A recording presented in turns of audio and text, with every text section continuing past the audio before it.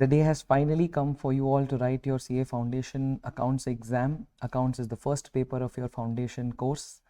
The mindset of how you write this paper will definitely affect your further papers. Imagine the confidence when this exam goes well and then you come back home and study for law. So here is a quick guide on what to do to pass the exam. Hashtag you will pass our target. You all know that your first question is compulsory. It's a true or false question for 8 marks, followed by question B and C. Sub questions will be there for 4 marks each. Question number 1 is compulsory.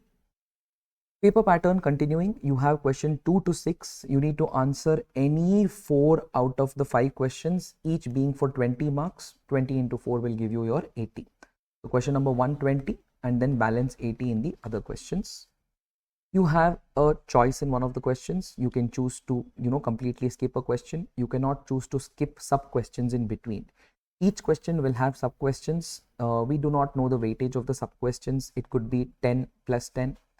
It could be 4 into 5. It could be 5 into 4, 8 plus 4, 20 marks. We don't know the subdivision, but we know that each main question comes for 20 marks.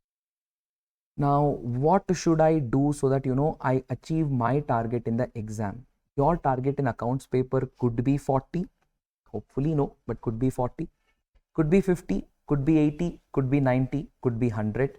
What chapter should I concentrate on? What approach should I give so that I achieve my X target?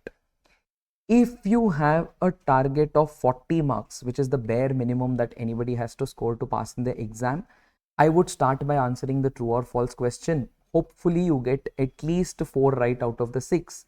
8 to 10 marks you can score out of the 12 marks in true or false. Your next question will be your bank reconciliation statement, which is generally coming in every exam. Hopefully it comes in your exam also, 10 marks. Then you get 2 questions on partnership and you get 2 questions on company accounts. Choose to answer one, whichever is easy. 1 question of partnership, 1 question of company accounts. You will get 2 questions. Almost the chapters of the weightage of these chapters is 40 marks, but I'm saying at least answer 1 partnership question, 1 company accounts question, which takes your overall score to 40. True or false 10 marks, BRS 10 marks, partnership 1 question 10 marks, company accounts 1 question 10 marks. This makes you easily clear the paper at least. No sir, my target is not 40, I want to score more. Of course, we all want to score more. After this, what to approach? After this, you will approach your chapter 2 to chapter 6. You may get a question on rectification of errors. You may get a question of depreciation, inventory valuation, bills of exchange. I've already taken BRS on the top, so only this is the remaining questions, generally for 20 marks. Actually, chapter 2 to 6 is for 30 marks weightage, but I've already said BRS over there is 10. So the balance 20 marks will be achieved over here, which could be your bills of exchange, your depreciation, inventory valuation, rectification of errors. If you get a question on trial balance or subsidiary books, very nice over there, you're very lucky. So this should be your next 20 marks. Now you've reached the level of 60.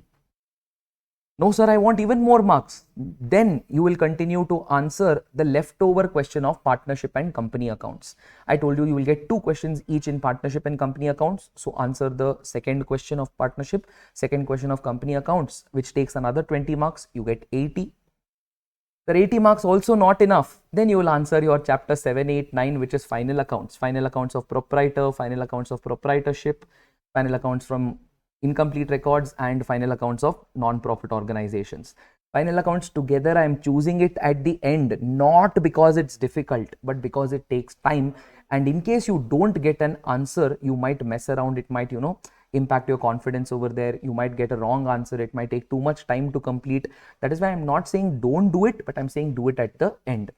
20 marks approximate weightage for chapter 7, 8, 9, which takes your overall score to 100.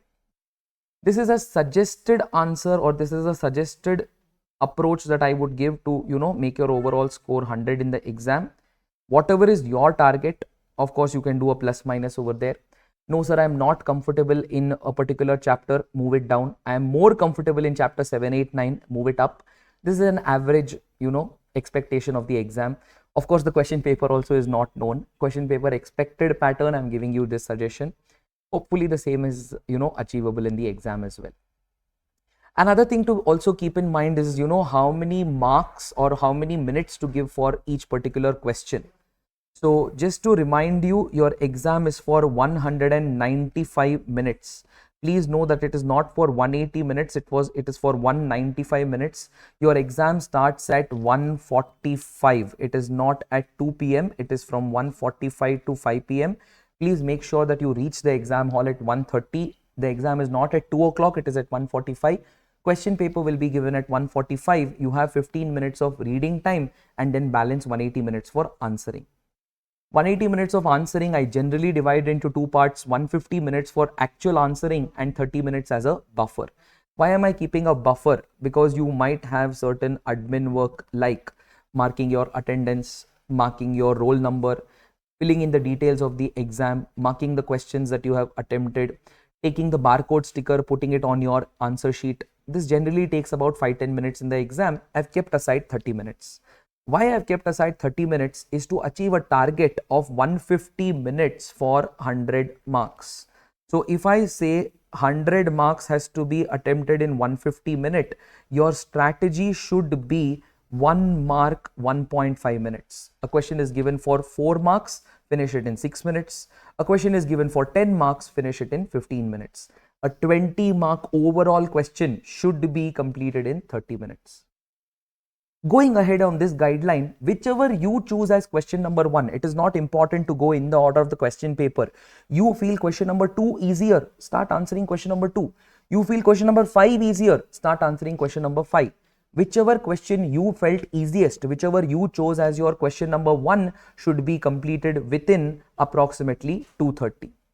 It's a 20 mark question, 30 minutes, 2 o'clock you will start writing, 2:30 complete question number 1. 2 o'clock you will start writing question number 1, 2:30 you will complete. Second question complete by 3 o'clock.